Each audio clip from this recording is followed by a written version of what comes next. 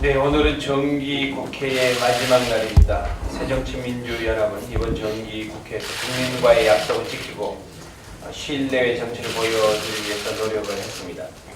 여야 합의로 세월호 특별법을 제정하고 또 12년 만에 내년 예산안을 법정기한안에 합의를 해서 통과시켰습니다. 그럼에도 불구하고 미흡한 점이 적지 않습니다.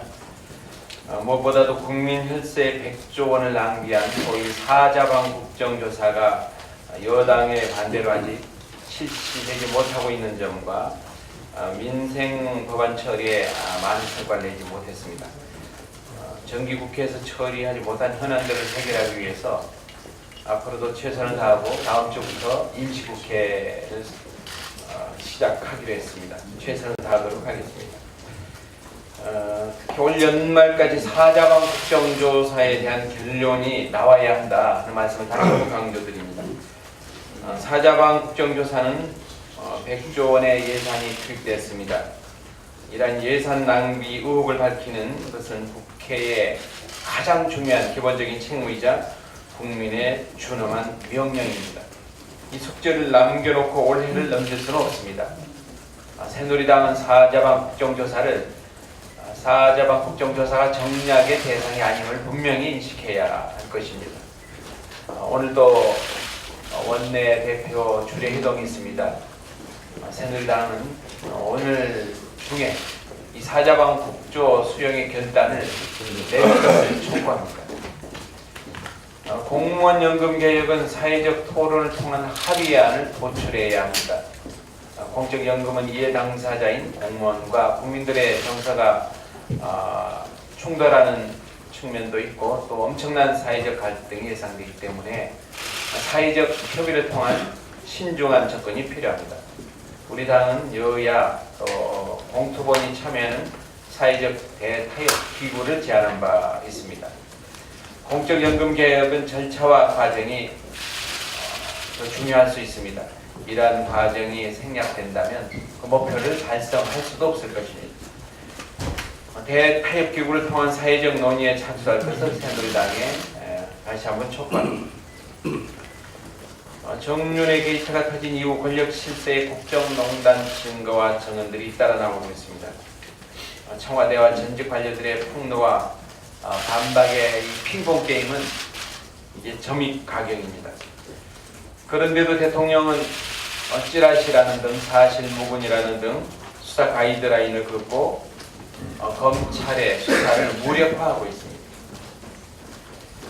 이렇게 되면 검찰 수사가 어떻게 될 것인지는 뻔한 결과입니다. 이제 대통령 주변 권력 실세의 국정농단을 근본적으로 해결할 방안을 찾아야 합니다. 정치가 근본적으로 개혁되어야 이런 문제가 해결될 수 있다고 봅니다. 제왕적 대통령 하에서는 언제든지 대통령 권력에만 기대는 소위 실세라는 자들이 바로해서 국정을 농단할 가능성은 늘 상존합니다. 15일부터 시작되는 임시국회에서 정개특위와 헌법개정특위 구성을 통해서 국민이 신뢰할 수 있는 본질적인 정치개혁 논의에 착수해야 합니다. 오늘 마침 국회 헌정기념관 대강당에서 시민사회와 종교계 등에서 추진하는 개헌추진 국민연대 출범식이 있습니다. 제왕적 대통제의 폐단을 극복하고 갈등을 줄이고 국민 통합을 이루어올 수 있는 좋은 방안들이 마련되기를 기대합니다. 지금 가계부채 천조원 시대를 더욱 암울하게 만드는 경제 지표가 계속 나오고 있습니다. 우리 당의 김기준 의원이 한국은행 자료를 분석한 결과 가처분 소득 대비 가계부채 비율은 9월 말 역대 최고인 137%까지 치솟았다고 합니다. 현재 소득으로는 아무리 열심히 일을 해도 빚을 갚을 수 없는 상황으로 시달릴 수밖에 없는 상황입니다. 소위 초이노믹스에 대한 빨간 경고 등이 더욱 빨갛게 되고 있고 국민 경제는 벼랑 끝으로 내몰리고 있습니다. 이대로 가면 우리 경제는 부동산 버블 붕괴와 신용불량자 대량 양산이라는 절체절명의 위기에 직면하게 될 것입니다. 그렇기 때문에 10월부터 열린 임시국회에서는 국민에게 실질적인 도움이 되는 민생 법안 처리를 최우선 순위에 둬야 합니다. 비정규직 고용 차별을 해소하는 법안을 통과시켜서 가계소득을 실질적으로 증대시켜야 합니다. 실질 임금을 올려서 가계소득을 증대하고 생활비를 내려서 고통을 경감시키는 우리 당의 가계소득 중심 성장 전략으로 이제는 나아가야 됩니다. 마지막으로 우리 당 김용희 의원이 경남도의 진주의료원 서부청사 활용계획 승인 사건 백지화를 요구하면서 지금 단식 5일째를 맞고 있습니다. 우리 당은 공공의료를 지키겠다는 입장을 견지해온 보건복지부가 드러내놓고 공공의료에 대한 배신 행위를 했다는 판단입니다. 문영표 보건복지부 장관 그에 대한 정치적 책임을 반드시 져야 할 것입니다. 그리고 보건복지부는 진주의료원 서부청사 활용 계획 승인을 즉각 취소해야 합니다. 신뢰를 회복해야 할 것입니다. 지난 4월 진주의료원 폐업 반대 단식 이후 20개월 만에 두 번째 단식 농성을 시작한 김용희 의원의 요구사항이 어떤 형태로든지 반영되어야 할 것입니다. 오늘 오후 1시 10분 이 원내대표실에서 이와 관련해서 기자 간담회를 개최할 예정입니다. 이상입니다. 네, 이어서 백재인 정책위장의 보도 발언 있겠습니다.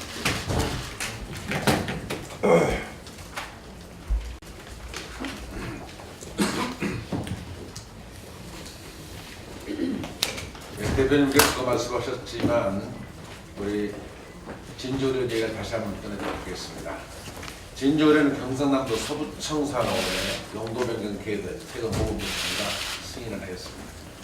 작년 2월 홍준표 경남지사가 막무가내식으로 진주의료원 폐쇄를 발표한 이후 공공의료를 지켜내는 국민적 열망을 모아 의료 시민단체, 정치권은 한마음으로 경남도 횡포를 막아내는 노력을 꾸준히 해왔습니다. 여야 국회의원들은 올해 4월 29일 본회의에서 진주의료원 정상화 촉구 결의문을 채택한 바가 있고 9월 30일 본회의에서는 공공의료 정상화를 위한 국정조사 결과 보고서를 채택한 바가 있습니다. 진주의료로 재개헌과 정상화 뜻이 놓아져 있는 것입니다. 문영표 복지부 장관은 인사청문회장에서 진주의료에 대한 국회의 이러한 결의를 존중하겠다는 뜻을 분명히 밝힌 바가 있습니다. 장관을 청문회 때 한 얘기하고 지금 얘기가 달라진 것이죠. 보건복지부 장관은 홍준표 지사 측과 일실협의로 국민의 약속을 뒤집었습니다. 국조특위 간사였던 김용희 의원은 문영표 장관을 책임지고 사퇴할 것을 요구하며 5일째 단식을 계속하고 있습니다. 보건복지부 형태는 국회를 무시하는 처사이라 공공의료를 포기를 선언한 것에 다름이 아닙니다. 우리 당의 진주의료는 용도 변경 승인 차례를 강력히 촉구하며 국민과 함께 공공의료를 지켜내기 위한 모든 노력을 다할 것을 발표합니다. 우리 경제 빨간불이 계속 켜지고 있습니다.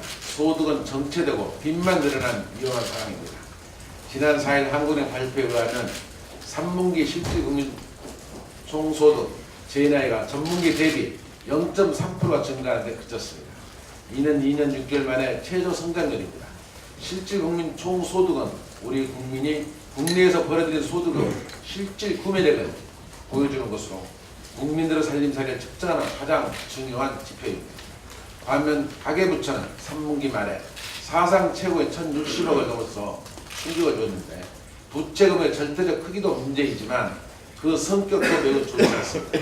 지난 5일 통계청의 패널 조사와 발표에 의하면 2012년 부채가 없던 가구 중 2014년에는 30%가 추가로 부채를 지게 됐는데 이는 젊은 세대에서 집중적으로 발생을 하였다는 것입니다. 가계의 가처분 소득을 직접 높이지 않으면 악화되는 불평등을 해결할 수 없고 소비 수요 부족으로 인한 경제 전체의 정체도 막을 수 없다는 것이 대부분의 경제학자들의 의견입니다. 이렇게 가계의 소득은 정체되고 부채는 계속 늘어나는데도 불구하고 정부는 기다고 계속 철진한 낙수 효과만 바라보고 있습니다. 그 사이 허리를 휘는 국민들의 고통은 어떻게 겪으십니까? 정부가 오는 11월 11일과 12일 부산에서 열리는 한 아세안 정상회의에 맞춰 한 베트남 FTA를 타결할 계획이라고 합니다. 박근혜 정부는 국민의 삶과 직결되는 FTA를 심사숙고하여 국익을 극대화하는 방식으로 추진하는 것이 아니라 대통령과 정상회담을 할 때마다 장식국으로 치러하게 한 FTA를 추진하고 있습니다. 우리 농수산은 또다시 큰 피해를 받을 것으로 보입니다. 한아세안 FTA 양의 제품목이었던 쌀, 고추, 마늘, 양파, 쇠고기, 돼지고기, 닭고기, 새우, 오징어, 게 등 초민감 품목들이 추가 개방될 경우 국내 농민 피해가 매우 클 것입니다. 정부는 FTA를 추진하면서 보다 신중해 줄 것을 다시 한번 요청합니다. 이상입니다. 네, 이어서 백봉규 의원 발언 있겠습니다.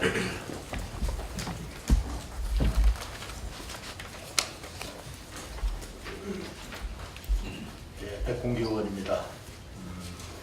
요즘 땅굴 계담이 자꾸 번지고 있어서 한 말씀 드리겠습니다.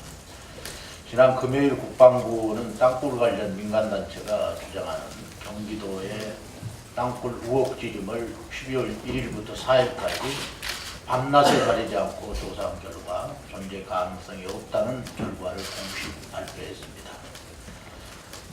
6천만 원을 들여 2개 중대 70명의 인원과 장비 26대가 땅굴이 있을 것으로 의심되는 장소 12곳에 대해서 최장 40m까지 파헤 처분 결과입니다. 북한이 땅굴을 파고 있는 것이 사실이라면 국방부는 당연히 이에 대비해야 합니다. 그래서 국방부는 연간 5억 원이 넘는 예산을 쓰며 150여 명의 시추대원이 첨단 장비를 동원해서 땅굴 탐지 활동을 전문적으로 하고 있습니다. 현재 땅굴 관련 민간단체는 국방부가 땅굴이 없음을 공식적으로 밝혔음에도 불구하고 이를 인정하지 않고 있습니다. 마치 국방부가 땅굴의 존재를 은폐하려는 집단인 양 매도하기까지도 합니다. 땅굴 계담을 퍼뜨려서 민심을 호도하고 막대한 세금을 땅 파기에 쏟게 만드는 이들에 대해서 국방부는 단호하게 대응해야 합니다. 국민의 안보 불안을 조장하고 혈세를 낭비하게 만드는 이들이 훗날 더 큰 사회적 혼란을 초래하게 될지도 모르는 일입니다. 또한 육군 탐지과에서 땅굴 탐지 활동을 전담 수행하고 있음에도 불구하고 민간단체의 근거 없이 제기되는 의혹을 물리치지 못해서 별도 비용까지 들며 추작업을 한 것은 국방부의 불찰입니다. 국방부는 흔들리지 않는 중심을 가져야 합니다.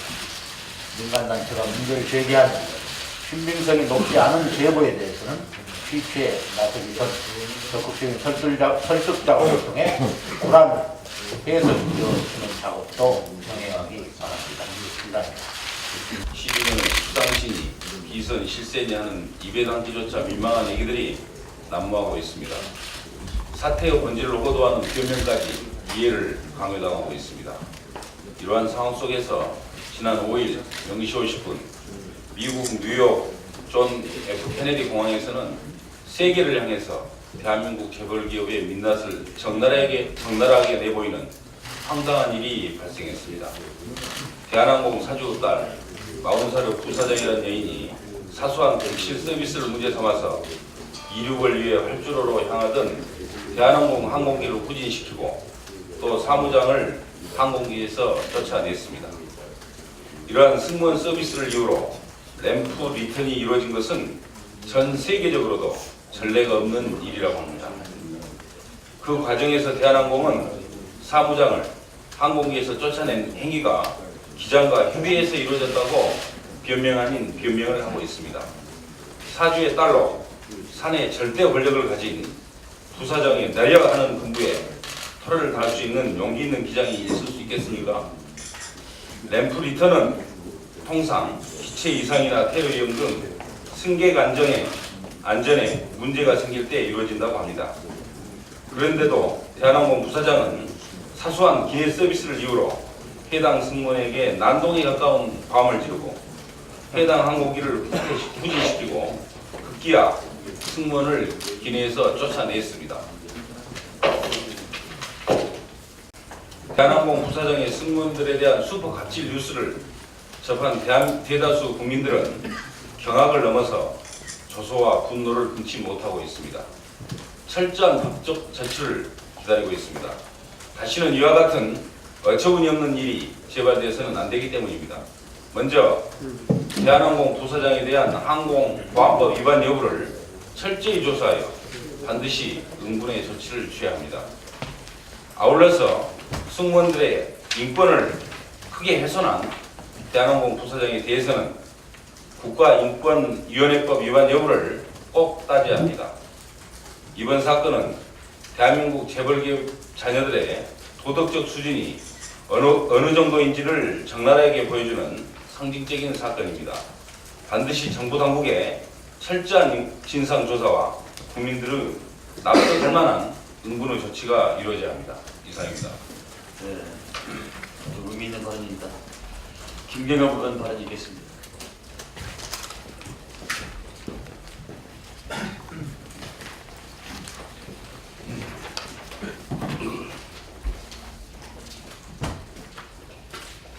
청와대의 비선 실세가 진돗개라는 대통령의 농담을 두고 어제 하루 종일 국민들과 네티즌들 사이에 아주 논쟁이 벌어진 것 같습니다.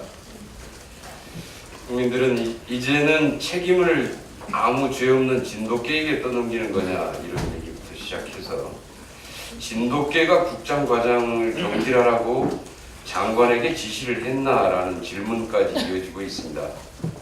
네티즌들은 두 마리 진돗개 중에서 과연 누가 실세냐라는 논쟁을 벌이고 있는데요. 암캐인 세롱이보다 수캐인 희망이가 실세라는데 대체적인 의견이 일치하는 것 같습니다. 검찰 수사가 시작도 하기 전에 대통령이 찌라시다 허위로 결론을 내렸는데 이것도 역시 제왕적 대통령의 직권을 넘어선 권한을 넘어선 행위입니다. 방금 전에 이규 의원께서 말씀하신 대한항공 땅콩 부사장님의 횡포에 대해서 말씀을 하셨는데요. 이 문제를 놓고도 역시 똑같은 비슷한 관점이 있는 것 같습니다. 이 비행기는 내 것이다. 이 비행기에 있는 모든 직원은 내 소유물이라고 착각하는 대단히 전근대적인 천민자본주의 사고방식이 머릿속에 그대로 남아있는 제왕적 경영인의 모습이다라고 보여집니다. 그런 면에서 모든 공무원은 내 손안에 있다라고 하는 군사독재 정권식의 잘못된 권력의식을 가지고 있는 제왕적 대통령의 모습과 또 하나 유사합니다. 이것을 요즘에 인기 개그 프로그램 코너 중에 하나인 도찐 개찐에서 이렇게 얘기를 합니다. 도찐 개찐 그리고 거기서 거기 50보 100보 이렇게 표현하고 있습니다. 이것이 지금 우리 2014년에 대한민국 권력의 모습이고 자본의 모습인 것 같아서 씁쓸합니다. 이상입니다. 네, 이어서 전재규 발언이 있겠습니다.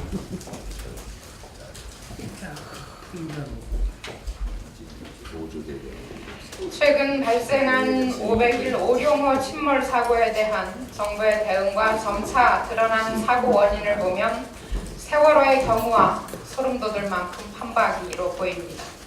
골든타임을 몇 번이나 놓친 것부터 소관 분서에 책임을 놓고 우왕좌왕하는 당국의 사고 대응 시스템, 궁극적으로 자본의 탐욕이 빚어낸 비극이라는 점까지도 빼닮았습니다. 주된 사고 원인이 정원 초과와 화물의 초과 적재, 무리한 운항, 선박의 노후와 해운 당국의 감독 소홀에 있다는 점도 다르지 않습니다. 그리고 실종자 가족들이 구조 정보를 신속히 전달받지 못해서 분통을 터뜨리는 상황도 똑같습니다. 국민안전처가 이번 사고 수습 과정에서 한 일이라고는 오룡호의 조난 사실을 확인해서 러시아에 구조 요청을 한 것이 전부였습니다. 사고대책본부도 처음에는 해수부에 꾸려졌다가 사고 8시간이 지난 뒤에는 외교부로 넘어갔습니다. 안전처는 해외에서 발생한 사고니까 소관상 바뀌라면서 관망만 했을 뿐입니다. 그런데 어제 박인용 장관은 해경이 오룡호의 조난 신고를 잡아 은해서 구조를 요청을 했기 때문에 7명이나 살 수 있었다고 항변했다고 합니다. 사고 당일 당일 조난 신고를 접하고 러시아에 구조 요청을 하기까지 34분이나 걸렸고 경비함과 해상 초계기를 현장에 파견하기로 결정하기까지 나흘이나 걸렸는데도 후한 무치한 무책임에 할 말을 잃게 됩니다. 박근혜 대통령에게 묻고 싶습니다. 세월호 참사의 아픈 교훈을 제대로 깨닫기는 했는지, 정부가 내놓은 안전 약속 중 어느 하나 지켜진 것이 있는지, 과연 이 정부의 국민의 안전을 믿고 맡겨도 되는지 말입니다.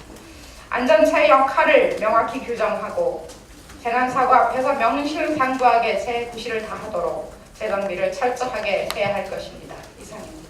네.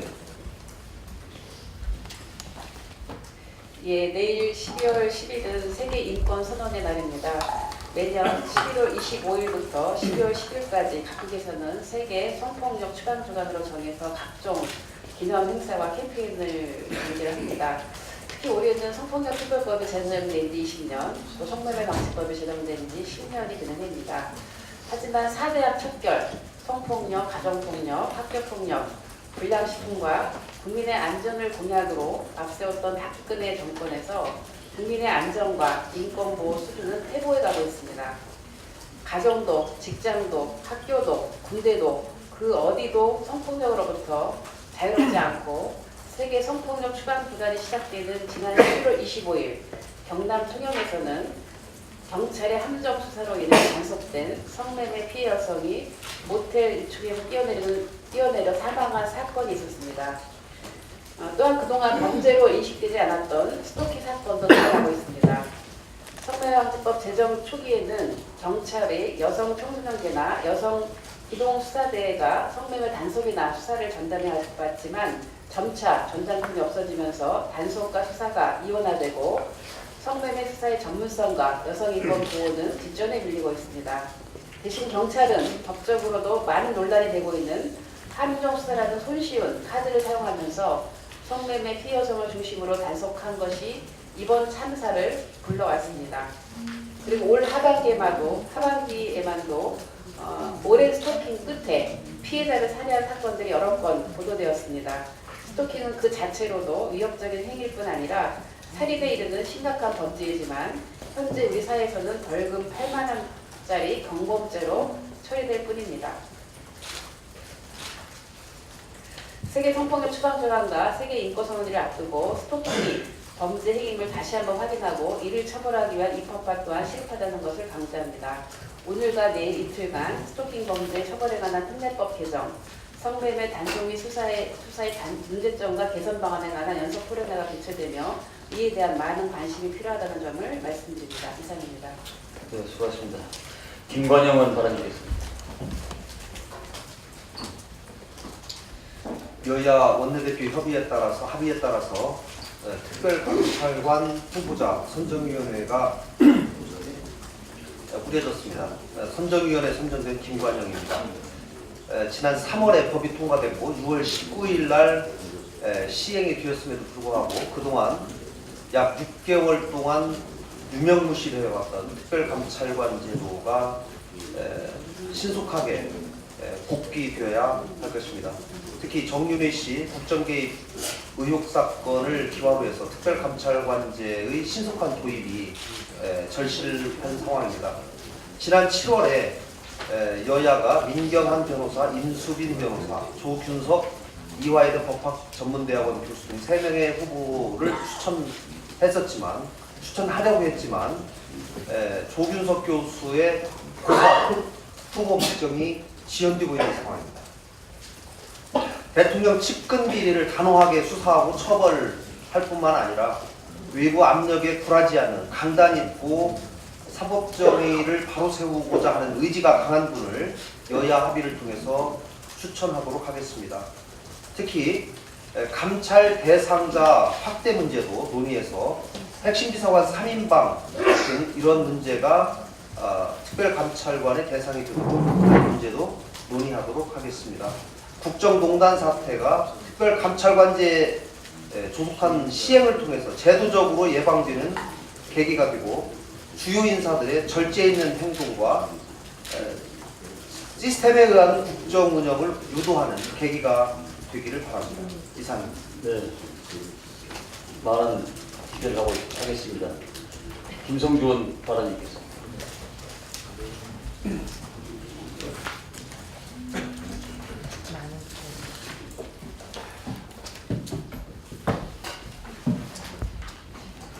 예, 앞서 의원님하고 정치계 의장님의 언급이 있었습니다만 지금 우리 당의 공공의료 지킴이 역할을 해오신 김용익 의원이 닷새째 단식 농성입니다. 홍준표 지사에 의해서 강제 폐업된 진주의료원을 경남도 서부청사로 활용하도록 승인한 데 항의해서 복지부의 승인 취소, 문영표 장관의 사퇴, 홍준표 지사 퇴진을 내걸고 추운 겨울에 단식에 들어간 것입니다. 그동안 복지부는 진주의료원 건물과 시설을 공공의료의 목적으로 활용하는 것을 반대해 왔습니다. 문영표 장관은 인사청문회와 국정감사에서 진주의료원의 의료 목적에 활용이 안 된다는 입장을 여러 차례 국회에 밝혀왔습니다. 그러나 국회가 예산 시비로 바쁜 지난 11월 26일 국장의 전결로 전격적으로 승인했습니다. 더구나 그 사실을 보건복지위원회 여야 의원들에게 철저히 숨겨왔습니다. 이는 국회 국정조사 특위의 결정을 무시한 것입니다. 당시 작년에 공공의료 국정조사 특위의 결론은 진주원의 폐업 조치는 잘못된 것이고 조속히 재개원 방안을 마련하라는 것이었습니다. 공교롭게도 서부청사 승인이 알려진 그날은 지방의료원법과 공공의료 강화 법률들이 상임위에서 통과되는 날이었습니다. 즉 진주의료원 사태를 막기 위한 제도적 보완 장치를 만드는 날 진주의료원의 문은 영원히 닫혀버린 것입니다. 정부의 공공의료 강화 법이 얼마나 진실성이 없는지 여실히 보여준 것입니다. 누구도 아픈 환자를 내쫓고 의사와 간호사를 졸지에 실업자로 만드는 폭거를 할 수 없습니다. 정부가 이를 막지 못하고 추인하는 것은 도저히 용납할 수 없는 일입니다. 공공의료를 포기하고 국민 안전을 무시하고 실업자를 양산하는 행태를 도저히 묵과할 수 없어서 김용익 의원이 단식에 나선 것입니다.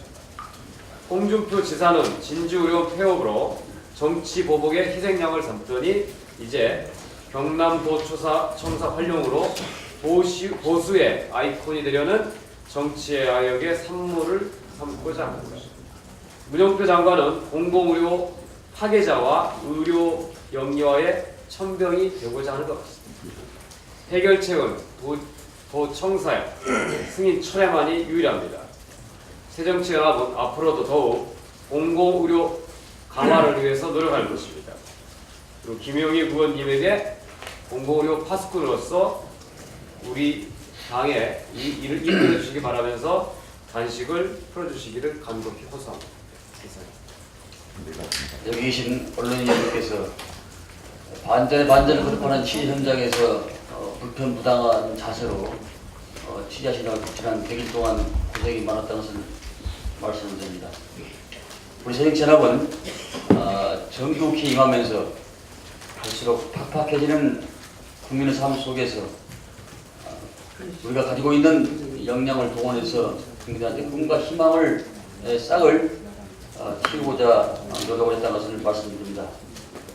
이를 위해 우리 당은 국정감사를 통해서 4대강, 자원외교, 방산비리 등 박근혜 정부의 잘못된 정책을 바로잡는 데 진력을 했습니다. 예산 과정에서는 박근혜 표 예산을 민생 예산으로 돌리고 지방을 위해 쓰는 그런 예산으로 잡느라고 나름 노력을 했습니다. 또한 과거 국민께 실망을 안겨드렸던 여야 간의 극한 대립 정치보다는 민주주의 대원칙인 대화와 타협의 정치를 보여주고자 우리 당은 인내와 끈기를 가지고 여야 협상에 임하였습니다. 이를 통해 정치가 국민의 삶 속에 꿈과 희망의 싹을 틔우는데 조그만 자양분이 되고자 노력했습니다. 2014년 정기국회는 오늘로 끝나지만 우리 당은 다시 신발끈을 질끈 동여매고 아직 해결하지 못한 산적한 현안과 입법 과제들을 민생을 위해 사는 데 진력하겠습니다. 정밀 게이트로 불거진 비선 실세 국정농단과 사자방 국정조사 정치개혁위원 개헌 문제도 그렇습니다. 일본 속담의 후회는 앞서 하는 것이 아니라 뒤에 하는 것이라고 합니다.